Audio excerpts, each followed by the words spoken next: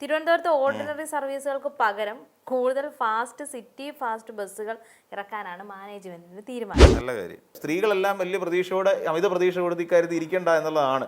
വിദ്യ എന്നൊക്കെ യാത്ര ചെയ്യാൻ വേണ്ടി KSRTC ഉപയോഗിക്കണമെന്ന് പറയുന്നത് കേട്ടോ. അതുകൊണ്ട് വലിയ പ്രതീക്ഷ കൊടുക്കണ്ട.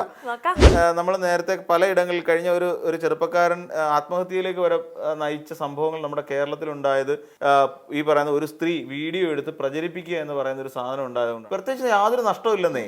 ഇവർക്ക് അധികപ്പറ്റി ഒന്നും ചെയ്യേണ്ട. 5 വണ്ടിക്കകത്ത് സ്റ്റിക്കർ ഒട്ടിച്ചാൽ മതി. സ്ത്രീകൾക്ക് യാത്ര സൗജന്യം എന്ന് പറയുന്ന ഒരു സ്റ്റിക്കർ എടുത്തിട്ട് ഈ ബസ്സിന്റെ ഏതെങ്കിലും ഫ്രണ്ട് ഗ്ലാസ്സിൽ ഒട്ടിക്കുന്ന ചെലവ് മാത്രമേ ഉള്ളൂ. ഇപ്പം ജൂൺ 15-ാം തീയതി മുതൽ സ്ത്രീകൾക്ക് സൗജന്യ യാത്ര ഓർഡിനറി ബസ്സുകളിൽ വന്നു. അതിന്റെ ഒരുക്കങ്ങളൊക്കെ പൂർത്തിയായിക്കൊണ്ടിരിക്കും. പ്രിയദർശിനി പദ്ധതി അതിന്റെ ഒരുക്കങ്ങളൊക്കെ പൂർത്തിയായിക്കൊണ്ടിരിക്കുന്നു. അപ്പം ഈ സ്ത്രീകൾക്ക് സൗജന്യ യാത്രാ പദ്ധതി നടപ്പാക്കുമ്പം നഷ്ടങ്ങൾ KSRTCക്ക് ഉണ്ടാവുമല്ലോ. അതിനെ മറികടക്കാൻ വേണ്ടി KSRTC പുതിയൊരു കണ്ടുപിടുത്തം നടത്തിയിട്ടുണ്ട്. അതെന്താന്ന് വെച്ച് കഴിഞ്ഞാൽ തിരുവനന്തപുരത്ത് ഓർഡിനറി സർവീസുകൾക്ക് പകരം കൂടുതൽ ഫാസ്റ്റ് സിറ്റി ഫാസ്റ്റ് ബസ്സുകൾ ഇറക്കാനാണ് മാനേജ്മെന്റിന്റെ തീരുമാനം. നല്ല കാര്യം. അതെ, ശരിക്കും പറഞ്ഞു കഴിഞ്ഞാൽ പിന്നെ നമ്മുടെ സർക്കാരിൻ്റെ തീരുമാനങ്ങളിൽ നഷ്ടം ഉണ്ടാകാനുള്ള സാധ്യതയുണ്ട്. കാരണം 800 കോടി പ്രതിവർഷം സംസ്ഥാന സർക്കാരിന് നഷ്ടമുണ്ടാകുന്ന ഒരു പ്രോജക്റ്റാണ്. അത് അവർ പറഞ്ഞു, നഷ്ടമുണ്ടാകുന്ന എന്ന ആ വാക്ക് തന്നെയാണ് മുഖ്യമന്ത്രി ഉപയോഗിച്ചത്. ആ പദ്ധതിയാണ് ശരിക്കും നടപ്പിലാക്കാൻ പോകുന്ന പ്രിയദർശിനി എന്ന് പറയുന്നത്. പ്രിയദർശിനി എന്ന് പറഞ്ഞാൽ ഇന്ദിരാഗാന്ധിയായിട്ട് ബന്ധപ്പെട്ട ഒരു പേരാണ്. അപ്പം ആ ഒരു പദ്ധതി നടപ്പിലാക്കുമ്പോൾ ഇന്ദിരാ ഗ്യാരണ്ടിയിൽപ്പെട്ട ഒന്നാണ്. സ്വാഭാവികമായും 800 കോടി ഉണ്ടാകേണ്ടി വരും. തന്നെയുമല്ല, കേരളത്തിലെ കണക്കനുസരിച്ച് ഏകദേശം 50% മുകളിൽ യാത്ര ചെയ്യുന്നത് സ്ത്രീകളാണ്. 50% മുകളിൽ എന്ന് പറയുമ്പം നമുക്ക് ഊഹിക്കാവുന്നതേ ഉള്ളൂ എത്രത്തോളം നഷ്ടം അക്കാര്യത്തിൽ സംഭവിക്കുമെന്നുള്ള കാര്യം. തന്നെയുമല്ല, ഇവിടെ വരുന്ന ഈ ഓർഡിനറി ബസ്സുകളിലേക്ക് ആൾക്കാരുടെ വല്ലാത്ത ഒരു ഇടിയുണ്ടാവും. സ്ത്രീകളെല്ലാവരും ഓർഡിനറി ബസ്സിലേക്ക് പോകും. ഓർഡിനറി ബസ്സിലേക്ക് പോകുമ്പോൾ സ്ത്രീകൾ നിറഞ്ഞിരിക്കുന്ന ഒരു ബസ്സാണെന്ന് കരുതുക. ആ ബസ് ഓർഡിനറി ബസ്സാണ്, ലേഡീസ് ഒള്ളി അല്ല, ജെൻസിനും കയറാം, ജനറലാണ് ആ വണ്ടി. അപ്പോൾ ആ വണ്ടി ഓടി വരുന്ന സമയത്ത് സ്വാഭാവികമായും ഇത്രയും സ്ത്രീകളെ കാണുന്ന പുരുഷന്മാർ ആ ബസ് ഓപ്റ്റ് ചെയ്യില്ല. അതാണ് വേറൊരു കാര്യം. പുരുഷന്മാരൊന്നുകിൽ വേറെ ബസ്സുകൾ നോക്കും. ഇപ്പോൾ ഇതിനകത്ത് വേറെ രസകരമായൊരു കാര്യം, ഇപ്പം സിറ്റിയിൽ പോകേണ്ട ആൾക്കാരുണ്ടെന്ന് വെച്ചാൽ ഇപ്പോൾ ഏതെങ്കിലും ഒരു ക്ഷേത്രത്തിലേക്ക് പോകേണ്ട ആൾക്കാർ, ഈ ഓർഡിനറി ബസ് സർവീസുള്ള ക്ഷേത്രമാണ്. ഇപ്പോൾ സംഭവിക്കാൻ പോകുന്ന കാര്യം 10 പൈസയുടെ ചിലവില്ല അവർക്ക് എല്ലാവർക്കും പോകാൻ. അപ്പോൾ എല്ലാവരും കൂടെ എന്ത് ചെയ്യും, ഇതിനകത്ത് ഇടിച്ചു കുത്തി ഈ ബസ്സിനകത്ത് കയറിയിട്ട് ഈ സ്ത്രീകൾ പോകുന്നതൊക്കെ അറിയാം. പിന്നെ ഒന്നാമത് നാട്ടിൻപുറങ്ങളിലൊക്കെ ആണെന്നുണ്ടെങ്കിൽ ഇപ്പോൾ ഒരു ദിവസം കിട്ടിക്കഴിഞ്ഞാൽ ഭർത്താവ് എല്ലാം ജോലിക്ക് പോയി കഴിയുമ്പോൾ ആലോചിക്കുന്ന അടുത്തുള്ള ക്ഷേത്രത്തിലേക്ക് പോയാൽ എന്താ എന്നൊരു ചിന്താഗതി വന്നു കഴിഞ്ഞാൽ അവരെല്ലാം എന്ത് ചെയ്യും, ഓടി വന്ന് ഈ ബസ്സിനകത്ത് കയറും. അപ്പോൾ ബസ് ഫുള്ളാവും. ബസ് ഫുൾ ലോഡിലായിരിക്കും ബസ് ഓടുന്നത്. ഫുൾ ലോഡിലോടുന്ന ബസ്സിന് സ്വാഭാവികമായിട്ടും മൈലേജിന് കുറവുണ്ടാകും എന്നുള്ള കാര്യം നമുക്ക് എല്ലാവർക്കും അറിയാം. അപ്പം ഫുൾ ബസ് ഓടിക്കൊണ്ടിരിക്കുന്ന സാഹചര്യം പുരുഷന്മാരാരും ബസ്സിനകത്ത് കയറാൻ താല്പര്യപ്പെടത്തില്ല. ഒന്നാമത്തെ കാര്യം എന്ന് വെച്ചാൽ പുരുഷന്മാരെ സംബന്ധിച്ചിടത്തോളം ഇനി അതിനകത്ത് റിസ്ക് കൂടും. റിസ്ക് ഇവിടെ പുരുഷന്മാർക്കാണ്, നമുക്കറിയാവുന്ന കാര്യമല്ലേ. ഇവിടെ നമ്മൾ നേരത്തെ പലയിടങ്ങളിൽ കഴിഞ്ഞ ഒരു ചെറുപ്പക്കാരൻ ആത്മഹത്യയിലേക്ക് വരെ നയിച്ച സംഭവങ്ങൾ നമ്മുടെ കേരളത്തിലുണ്ടായത് ഈ പറയുന്ന ഒരു സ്ത്രീ വീഡിയോ എടുത്ത് പ്രചരിപ്പിക്കുക എന്ന് പറയുന്ന ഒരു സാധനം ഉണ്ടായതുകൊണ്ടാണ്. അതുകൊണ്ട് സ്ത്രീകൾ ഇത്ര നിറഞ്ഞിരിക്കുന്ന ഒരു വാഹനത്തിലേക്ക് ധൈര്യത്തോടു കൂടി ഇന്നത്തെ കാലത്ത് ഒരുത്തനും ഒരാണും വന്ന് ബസ്സിൽ കയറില്ല എന്നുള്ളത് യാഥാർത്ഥ്യമാണ്. അവൻ ഒഴിവ് വരുന്ന ബസ് നോക്കി നിൽക്കും, അല്ലെ ഫാസ്റ്റ് പാസഞ്ചറിൽ കയറാൻ നോക്കി നിൽക്കും. അപ്പം എന്ത് ചെയ്യും, പുരുഷന്മാരെല്ലാം അങ്ങനെ പോകും. അപ്പം ഫ്രീ ബസ്സുകൾ സ്ഥിരമായി ഓടിക്കൊണ്ടേയിരിക്കും. മിക്കവാറും ആ ബസ് കൊണ്ടുവന്ന് ഒതുക്കി കഴിയുമ്പോൾ മിക്കവാറും ഉണ്ടാകാൻ പോകുന്ന ഈ പറയുന്ന വലിയ ലാഭമൊന്നുമില്ല. അത് കൂടി വന്ന 10-20 ട്രിപ്പൊക്കെ നടത്തുന്ന വാഹനങ്ങളുണ്ട്.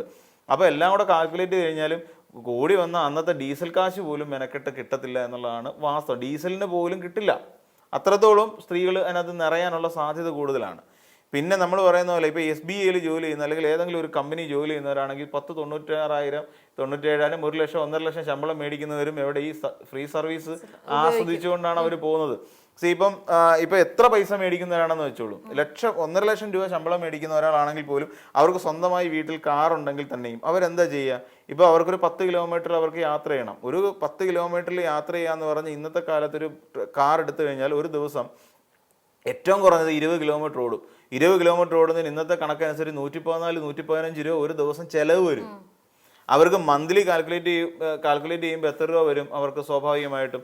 അപ്പോൾ ഒരു ദിവസം 100 ആണെന്നുണ്ടെങ്കിൽ 3000-3500 രൂപയോളം ഇവർക്ക് ചിലവ് വരും. ഒരു മാസം അവർക്ക് ചിലവ് വരും. അപ്പോൾ ബസ്സിനകത്ത് ഫ്രീ ആയിട്ട് പോകുന്നതെങ്കിൽ എന്ത് സംഭവിക്കുക, ഫ്രീ ആയിട്ട് പോകുമ്പോൾ അവർക്ക് ഒരു ദിവസം 1 രൂപ ചിലവ് പോലും ഇല്ല. ഈ 30 ദിവസം അവർ പോകുന്ന 30 ഇല്ലെങ്കിൽ 25 ദിവസം ഒന്ന് കണക്കാക്കിയുള്ളൂ. ആ 25 ദിവസം പോകുന്നതിന് കാറിൽ പോയാൽ 2500 രൂപ ചിലവാണെങ്കിൽ ഇവർക്ക് ബസ്സിൽ പോകുമ്പോൾ 1 രൂപയുടെ ചിലവ് വരുന്നില്ല. സ്വാഭാവികമായിട്ട് ഈ 2500 രൂപ വേണമെങ്കിൽ കാറിന്റെ CC-ക്കകത്തിടാം, അല്ലെങ്കിൽ വേറെ എന്തെങ്കിലും ആ സമയത്ത് വേറെ എന്തെങ്കിലും ഒരു സാധനം അവർക്ക് പർച്ചേസ് ചെയ്യും 2500 രൂപയ്ക്ക് ഒരു മാസം അവർക്ക് ലാഭിക്കാൻ പറ്റും. പിന്നെ തന്നെയല്ല മെനക്കേടില്ല, ഡ്രൈവ് ചെയ്ത് പോവാന്ന് പറയുന്നൊരു മെനക്കേടുണ്ട്.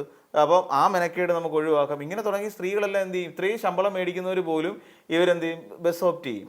അപ്പം നമ്മൾ ആലോചിച്ച് ഇവിടെ യാതൊരു പ്രായമില്ല, വരുമാനമില്ല, ഇതൊന്നും ഇല്ലാതെ യാതൊരു നിബന്ധനകളും ഇല്ലാതെയാണ് ഈ ബസ് സർവീസിൽ സൗജന്യം കൊടുക്കുന്നത്. അത് സ്വാഭാവികമായും ഇവർക്ക് ഈ പറയുന്ന സമ്പത്തുള്ളവർക്കും സാധാരണക്കാർക്കും ഒരേപോലെ യൂസ് ചെയ്യാം എന്നുള്ളതാണ് അതിനകത്തിലെ പ്രധാനപ്പെട്ട കാര്യം. അപ്പോൾ ഇവിടെ ഉണ്ടാകുന്ന ഈ നഷ്ടം KSRTC എങ്ങനെ നികത്തും? എല്ലാവരുടെയും മുന്നിലുള്ള ഏറ്റവും പ്രധാനപ്പെട്ട ഒരു ചോദ്യമാണ് KSRTC എങ്ങനെ ഈ നഷ്ടം നികത്താൻ പറ്റും? 800 കോടി എന്നുള്ളത് അത്ര ഭീമമായി. ഇപ്പം തന്നെ 2300 കോടി പ്രതിവർഷം കൊടുക്കേണ്ടി വരും. ഏതാണ്ട് 1500 കോടി സംസ്ഥാന സർക്കാർ പ്രതിവർഷം KSRTCക്ക് നൽകുന്നുണ്ട്. അപ്പോൾ അത് വെച്ച് നോക്കുമ്പോൾ 800 കോടിയും കൂടെ കൂടുമ്പോൾ ഏകദേശം 2300 കോടിക്ക് മുകളിൽ KSRTCക്ക് നൽകേണ്ടി വരും. ഈ 2300 കോടി എന്ന് പറയുന്നതിൽ നിന്ന് ചുരുക്കണ്ടേ? 2300 കോടി അങ്ങ് എടുത്ത് കൊടുത്താൽ മതിയോ? ഇതിന് വേണ്ട വരുമാനം ഉണ്ടാവണ്ടേ? അപ്പം വെറുതെയെങ്കിലും ഈ 2300 കോടി കൊടുക്കുമ്പോൾ KSRTCക്ക് ഡീസലിന് വില കൂടിക്കൊണ്ടിരിക്കുന്നു, അക്കാര്യത്തിൽ തീരുമാനമൊന്നും ആവുന്നില്ല. സ്പെയർ പാർട്സിന് വില വർദ്ധിക്കുന്നുണ്ട്, ടയർ ഉൾപ്പെടെയുള്ള സാധനങ്ങൾക്ക് വില വർദ്ധിക്കുന്നുണ്ട്. ഇതെല്ലാം KSRTC താങ്ങേണ്ട വെയർ ആൻഡ് ടയർ എക്സ്പെൻസസുകളാണ്. അപ്പോൾ ഇങ്ങനെ വരുന്ന സാഹചര്യം കൂടി ഇതിനകത്ത് വരും. അപ്പോൾ ഈ 2300 കോടിയിൽ നിന്ന് എവിടെയെങ്കിലും കുറച്ച് പിടിക്കണമല്ലോ. എവിടെയെങ്കിലും ഈ കുറയ്ക്കണമെങ്കിൽ എന്ത് ചെയ്യും? ഓർഡിനറിയിലല്ലേ പറഞ്ഞിട്ടുള്ളൂ വനിതകളോട്, നിങ്ങൾ ഓർഡിനറി ബസ്സിൽ കയറിയാൽ മതി. സ്വാഭാവികമായിട്ടും ഓർഡിനറി ബസ്സിന്റെ എണ്ണം കുറയ്ക്കുക. ഇവര് പുതിയ നയം കൊള്ളാം. ഓർഡിനറി ബസ്സിന്റെ എണ്ണം കുറയ്ക്കുക, 10 എന്നുള്ളത് പകുതിയാക്കി മാറ്റുക. അപ്പം 5 ആക്കി മാറ്റി കഴിയുമ്പോൾ ഈ 5 ബസ്സിലെ പിന്നെ എന്ത് ചെയ്യും, 5 ബസ്സിനെ സിറ്റി ഫാസ്റ്റുകളാക്കി മാറ്റുക. സിറ്റി ഫാസ്റ്റിനകത്ത് കൊടുക്കാൻ നിയമമില്ല, കാരണം ഓർഡിനറി ബസ്സും സിറ്റി ഫാസ്റ്റും രണ്ടാ. അപ്പം സിറ്റി ഫാസ്റ്റ് കൊടുക്കാൻ പിന്നെ നിബന്ധനയില്ല. അപ്പോൾ എന്ത് ചെയ്യും, സ്വാഭാവികമായിട്ടും ഈ പറയുന്ന 5-നകത്തുള്ള ലാഭം മതി അവർക്ക്. 5 എന്ന് പറയുന്നത് ചുരുക്കുന്നു, 5 ബസ് സിറ്റി ഫാസ്റ്റ് ആക്കി മാറ്റുന്നു. സ്വാഭാവികമായിട്ട് സിറ്റി ഫാസ്റ്റിനകത്ത് ചാടി കയറുന്ന സ്ത്രീകൾ കയറി കഴിയുമ്പോഴേ അറിയുന്നത്, അയ്യോ സിറ്റി ഫാസ്റ്റ് നിങ്ങൾക്ക് ഓർഡിനറിക്കകത്തേ ഉള്ളൂ, ഇതിനകത്ത് ടിക്കറ്റ് എടുക്കണം എന്ന് പറഞ്ഞുകൊണ്ട് ഈ വനിതകൾക്ക് അതിനകത്ത് ടിക്കറ്റ് കൊടുക്കുക. നിലവിലത്തെ അവസ്ഥ എന്താണെന്നറിയാം, നമ്മളിപ്പം ഇപ്പോഴത്തെ വണ്ടി കണ്ടു കഴിഞ്ഞാൽ പണ്ട് ചുമപ്പും മഞ്ഞ അടിക്കുന്ന വണ്ടിയായിരുന്നു ഉണ്ടായിരുന്നത്. അപ്പോൾ അതിൽ കണ്ടു കഴിഞ്ഞാൽ നമുക്കറിയാം ഫാസ്റ്റ് ഏതാ, ഓർഡിനറി ഏതാ, സിറ്റി ഫാസ്റ്റ് ഏതാ എന്നൊക്കെ നമുക്ക് പെട്ടെന്ന് കണ്ടുപിടിക്കാൻ എളുപ്പമായിരുന്നു. പക്ഷെ ഇപ്പോൾ അങ്ങനെയല്ല. ഇപ്പോൾ എല്ലാം വെള്ളയും നീലയും അടിച്ച മറ്റേ വേണാട് വണ്ടി എന്ന് പറയുന്നത് ആ ബസ്സുകളാണ്. സിറ്റി ഫാസ്റ്റ്, അനന്തപുരി ഫാസ്റ്റ് എന്നായിരിക്കും സൈഡിൽ എഴുതി വെച്ചിട്ടുണ്ടാവും. ഇത് പൊതുവിൽ ആൾക്കാർക്ക് ഫ്രണ്ട് ഫേസ് കണ്ട ആൾക്ക് പെട്ടെന്ന് മനസ്സിലാവത്തില്ല. അപ്പോൾ അങ്ങനെ വരുന്ന സാഹചര്യത്തിൽ വരുന്ന കാര്യം, ആൾക്കാരെന്ത് ചെയ്യും, സ്ത്രീകൾ ഈ ബസ്സിനകത്ത് കയറി അവിടെ ഫ്രീ അല്ലേ, അവർ പൈസ പോലും എടുക്കുക, പേഴ്സ് പോലും എടുക്കായിരിക്കും പലരും വണ്ടിക്കകത്ത് കയറുന്നത്. അപ്പോഴാണ് പറയുന്നത് ഇതിനകത്ത് നിങ്ങൾ ടിക്കറ്റ് എടുത്തേ പറ്റൂ, കാര്യം ഇത് സിറ്റി ഫാസ്റ്റ് ആണ് എന്ന് പറഞ്ഞു കഴിയുമ്പോൾ സ്വാഭാവികമായിട്ട് സംഭവിക്കും. ഇനി ഇത് വരുത്താൻ പോകുന്ന കാര്യം എന്ത് ചെയ്യുന്നത്, ഈ പറയുന്ന ബസ്സിൻ്റെ എല്ലാം ദൂരപരിധി കുറച്ചുകൂടി ലെങ്തൻ ചെയ്യും. അതായത് ഇപ്പം ഒരു ബസ് ഓടുകയാണെന്നുണ്ടെങ്കിൽ, ഇപ്പം ഒരു ഓർഡിനറി ബസ് കഴക്കൂട്ടം വരെയാണ് ഓടുന്നതെങ്കിൽ അവർ കുറച്ചുകൂടെ നീട്ടിയിട്ട് കണിയാപുരമോ അല്ലെങ്കിൽ അതിനപ്പുറത്തോട്ട് ആറ്റിങ്ങിൽ വരെ നീട്ടും. ആറ്റിങ്ങിൽ വരെ ഏതാ ഓർഡിനറി സാധനം തന്നെയാണ്. എന്നിട്ട് ഇതിനൊരു സിറ്റി ഫാസ്റ്റ് എന്നോ മറ്റോ പേരിട്ടിട്ട് അതിൻ്റെ ലെങ്തും കൂട്ടും. അതിൻ്റെ പിന്നെ അങ്ങനെ കൂട്ടിയിട്ട് എന്ത് ചെയ്യും, ഇതിനെ ഓർഡിനറിയുടെ ഇതിൽ നിന്ന് മാറ്റിയിട്ട് ഒരു ഫാസ്റ്റിൻ്റെ ലെവലിലേക്ക് അതിനെ മാറ്റാനും പറ്റും, അല്ലെങ്കിൽ ലിമിറ്റഡ് സ്റ്റോപ്പ് എന്ന് പറയുന്ന ഒരു ലെവലിലേക്ക് മാറ്റാനും പറ്റും. അപ്പം ഈ സ്വാഭാവികമായിട്ട് സംഭവിക്കുന്നത് എന്താ, ഈ ഓർഡിനറി ബസ്സിൽ ഇത് പ്രതീക്ഷിച്ചിരിക്കുന്നവർക്ക് ഇതിനകത്ത് കയറിയ കിട്ടത്തില്ല. ഇത് സംഭവിക്കാൻ പോകുന്നതാണ്. ഇതിപ്പം തിരുവനന്തപുരം സിറ്റിയിൽ മാത്രമാണ് ഈ പദ്ധതി ആദ്യം ഇംപ്ലിമെന്റ് ചെയ്യാൻ പോവാണ്. അപ്പോൾ ഓർഡിനറി ബസ്സിന്റെ എണ്ണം കുറയ്ക്കുക. 5 മിക്കവാറും എനിക്ക് തോന്നുന്നു പകുതി ഓർഡിനറി ബസ്സിൽ നിന്നുള്ള പകുതി എടുത്തിട്ട്, പ്രത്യേകിച്ച് യാതൊരു നഷ്ടമില്ലെന്നേ, ഇവർക്ക് അധികപ്പറ്റി ഒന്നും ചെയ്യേണ്ട. 5 വണ്ടിക്കകത്ത് സ്റ്റിക്കർ ഒട്ടിച്ചാൽ മതി, സ്ത്രീകൾക്ക് യാത്ര സൗജന്യം എന്ന് പറയുന്ന ഒരു സ്റ്റിക്കർ എടുത്തിട്ട് ഈ ബസ്സിന്റെ ഏതെങ്കിലും ഫ്രണ്ട് ഗ്ലാസ്സിൽ ഒട്ടിക്കുന്ന ചിലവ് മാത്രമേ ഉള്ളൂ. ഇപ്പം അത്രേ ഉള്ളൂ. അല്ല വേറെ ബസ്സിന്റെ രൂപമാറ്റം വരുത്തുകയോ പെയിന്റ് മാറ്റുകയോ ഒന്നും ചെയ്യണ്ട. എന്നിട്ട് ഈ പറയുന്ന ഈ സ്റ്റിക്കർ മാത്രം നോക്കി ബസ്സിനകത്ത് കയറുക എന്നുള്ളതാണ്. ഇപ്പം നമ്മൾ തിരുവനന്തപുരത്ത് നമ്മുടെ ഈ ബസ് ഇലക്ട്രിക് ബസ്സുകൾ വന്ന സമയത്ത് അവിടെ എഴുതി വെച്ചിട്ടുണ്ട് മിനിമം ചാർജ് 10 രൂപ എന്ന് ബോർഡിൽ വെക്കും, ബോർഡ് എഴുതിയിട്ടുണ്ടാവും. പിന്നെ അതിനുശേഷമാണ് ഈ ബസ് കുറച്ചുകൂടെ ഒക്കെ ആൾക്കാർ ഇടിച്ചു കുത്തി കയറുന്ന സമയമുണ്ടല്ലോ, ഈ 10 രൂപയുള്ളൂ, സിറ്റിയിൽ എവിടെ വേണമെങ്കിലും യാത്ര ചെയ്യാൻ പറ്റും, 10 രൂപ. അപ്പോൾ ആ ബസ്സിലേക്ക് കയറുക. നമുക്ക് ഇപ്പോൾ റെയിൽവേ സ്റ്റേഷനിൽ പോകേണ്ടവരും നിത്യേന ട്രാവൽ ചെയ്യുന്ന ആൾക്കാരുണ്ടല്ലോ, റെയിൽവേ സ്റ്റേഷനിലേക്കും ബസ് സ്റ്റാൻഡിൽ, അതായത് തമ്പാനൂർ ബസ് സ്റ്റാൻഡിലേക്കൊക്കെ പോകേണ്ട ആൾക്കാരെല്ലാം പല ഇടങ്ങളിൽ നിന്ന് ഇതിനകത്തേക്ക് ഭയങ്കര തിരക്കാണ്. അപ്പോൾ ആ ഒരു ബസ്സിൽ വൈകുന്നേരങ്ങളിൽ ഒരു 4 മണിക്ക് ശേഷമുള്ള ബസ്സിൽ നമുക്ക് കയറാൻ പറ്റാത്ത രീതി തിരക്കാം. എന്ന് വെച്ചാൽ കയറി കഴിഞ്ഞാൽ നമ്മളിങ്ങനെ നിൽക്കണം, ടിക്കറ്റ് എടുക്കാൻ പോലും പറ്റാത്ത അവസ്ഥയാണ്. അപ്പം ഇങ്ങനത്തെ ഒരു സാഹചര്യം ഈ ബസ്സിനകത്തെല്ലാം നമുക്ക് അനുഭവപ്പെടുന്ന ഒരു സാഹചര്യമുണ്ട്.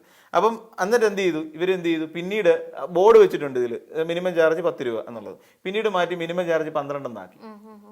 അപ്പം ആൾക്കാരുടെ എണ്ണം കൂടി, ഉപഭോക്താക്കളുടെ എണ്ണം കൂടി കഴിഞ്ഞപ്പം അവർ തന്നെ ടിക്കറ്റ് ചാർജ് മാറ്റി ചാർജ് കൂട്ടി 10 എന്നുള്ള മാറ്റി 2 രൂപയും കൂടെ അഡീഷണൽ ഇട്ടു. ഈ 2 രൂപ എന്ന് പറഞ്ഞാൽ നമ്മൾ വിചാരിക്കും നമ്മുടെ 2 പോകുന്നുള്ളൂ, പക്ഷെ അവിടെ ബസ് കൂട്ടുമ്പോൾ 100 രൂപ ആകുമ്പോൾ എത്രയായെന്ന് ആലോചിച്ച് നോക്കണം. 2 രൂപ 200 രൂപ അധികം പറ്റി അവർക്ക് കിട്ടിക്കഴിയും എന്ന് പറയുന്ന പോലെ ഇതിനകത്ത് ഒരു ഈ പറയുന്ന സ്ത്രീകൾക്ക് സൗജന്യ യാത്ര ഈ ബസ്സിൽ ലഭ്യമാണ് എന്ന് പറയുന്ന ഒരു സ്റ്റിക്കർ മാത്രം പതിപ്പിച്ചാൽ മതി. അപ്പം സിറ്റി ഫാസ്റ്റിനെ വ്യത്യസ്തമാക്കുന്ന ഈ സ്റ്റിക്കർ ഇല്ല എന്നുള്ളത് മാത്രമായിരിക്കും. അപ്പൊ അതുകൊണ്ട് സ്വാഭാവികമായിട്ടും 10 ബസ് പോകുന്ന സമയത്ത് അതിൽ 5 എണ്ണം സിറ്റി ഫാസ്റ്റ് ആക്കി അവർ മാറ്റും.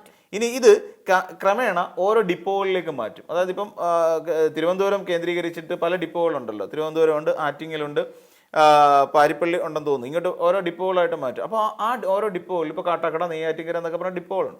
ഇവരെല്ലാം എന്ത് ചെയ്യും, ഈ ഓർഡിനറി സർവീസിനെ പകുതി ആക്കി, അത് KSRTC തീരുമാനിക്കുന്ന കാര്യം, അല്ലെങ്കിൽ ഗതാഗത വകുപ്പ് തീരുമാനിക്കും. അങ്ങനെ ആക്കി കഴിയുമ്പോൾ നമ്മൾ ഈ പറയുന്ന പോലെ സ്ത്രീകളെ സംബന്ധിച്ചിടത്തോളം ഈ പറയുന്ന സൗജന്യം വിരലിലെണ്ണാവുന്നത് മാത്രമായി അനുഭവിക്കേണ്ടി വരും. ഈ രീതിയിൽ ഒരു 100 ദിവസം നടത്തിക്കൊണ്ട് പോകും. ഈ 100 ദിവസം നടത്തിക്കൊണ്ട് പോകുമ്പോൾ 1 മാസം കഴിയുമ്പോൾ അറിയാം, അതായത് 3 മാസവും 10 ദിവസമാണ്.